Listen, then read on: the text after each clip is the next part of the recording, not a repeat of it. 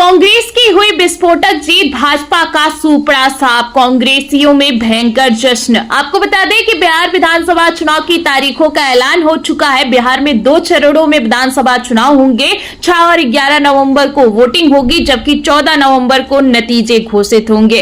इसी बीच आपको बता दें कि कांग्रेस के लिए बहुत बड़ी खुशखबरी निकलकर सामने आ रही है। जी हां, कांग्रेस को एक शानदार जीत नसीब हुई है। आपको बता दें कि आज जो है बिहार चुनाव की तारीखों का ऐलान हो गया है और ऐलान के साथ ही आप देख सकते हैं कि इंडिया गठबंधन के लिए कितनी बड़ी खुशखबरी निकलकर सामने आ रही है, या यूं कहे कि राहुल गांधी की मेहनत रंग लाती नजर आ रही है। इसका परिणाम यह है कि अब जो कांग्रेस को उत्तराखंड में विस्फोटक जीत नसीब हुई है, वही आपको बता दें कि हाल ही में उत्तराखंड पंचायत चुनाव हुआ, जिसमें राहुल गांधी ने पूरी कांग्रेस ने अपना जलवा बिखेरा और हर तरफ जीत की गूंज सुनाई दी। जहां कांग्रेस पार्टी की जीत हुई, वही कई सीटों पर भारतीय जनता पार्टी को मुंह की खानी पड़ी, या यूं कहे कि भाजपा का खाता तक नहीं खुल सका।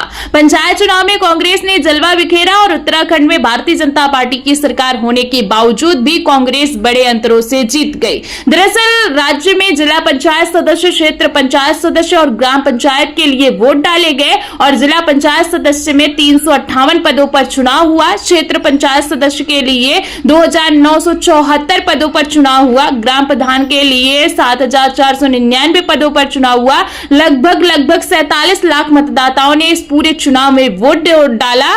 कुल मिलाकर 12 जिलों में त्रिस्तरीय पंचायत चुनाव के परिणाम सबके सामने आए, जिसमें भाजपा ने जिला पंचायत के 358 सीटों पर 320 सीटों पर समर्थित उम्मीदवार उतारा, जिसमें केवल बीजेपी 114 पर ही जीत पाई। केवल 35% ही उम्मीदवारों को जीत मिली।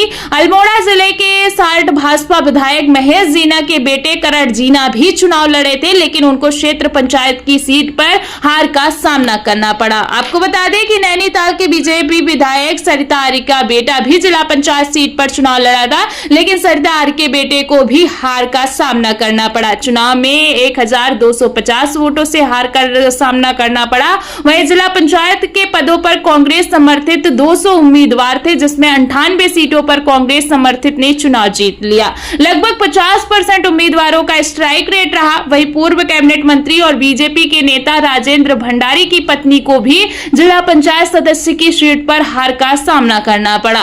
राजेंद्र भंडारी की पत्नी रजनी भंडारी भी वर्तमान चमोली जिले की जिला पंचायत अध्यक्ष थी।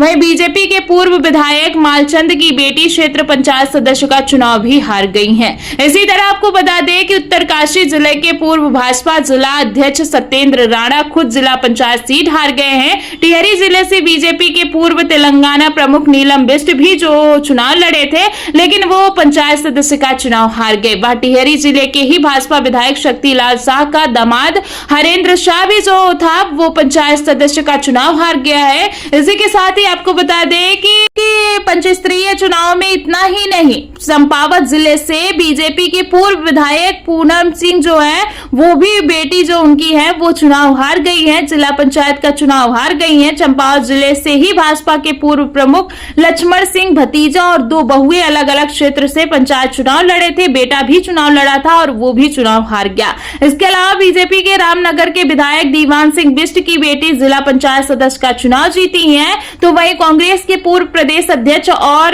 विधायक प्रीतम सिंह के बेटे जिला पंचायत सदस्य का चुनाव जीत गए। चुनाव के परिणाम सबके सामने है, लेकिन शायद ये पहली बार हुआ है कि बीजेपी और कांग्रेस दोनों पार्टी के कार्यकर्ता और नेताओं ने पार्टी कार्यालय में जश्न मनाया और एक दूसरे को मिठाई खिलाई।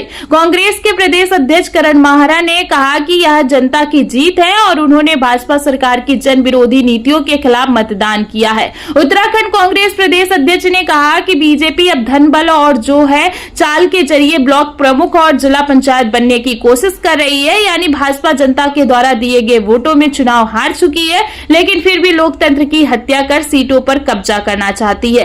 पंचायत चुनाव में उत्तराखंड के विभिन्न जिलों, विशेष रूप से देहरादून में कांग्रेस समर्थित प्रत्याशियों की बड़ी जीत के बाद प्रदेश कांग्रेस में जश्न का माहौल है। राजधानी स्थित राजीव भवन में शुक्रवार को आपको बता दें, कार्यकर्ताओं ने एकत्र होकर जोरदार नारेबाजी की और मिठाइयां बांटकर एक दूसरे को जीत की बधाई दी। वहीं जीत के बाद वरिष्ठ उपाध्यक्ष सूर्यकांत भस्माना ने कहा कि पंचायत चुनाव में कांग्रेस को मिले जन समर्थन से स्पष्ट है कि जनता बदलाव चाहती है। अगर कांग्रेस कार्यकर्ता हमेशा इसी एकजुटता से काम करते रहे तो 2025 में प्रदेश में कांग्रेस की सरकार बनेगी।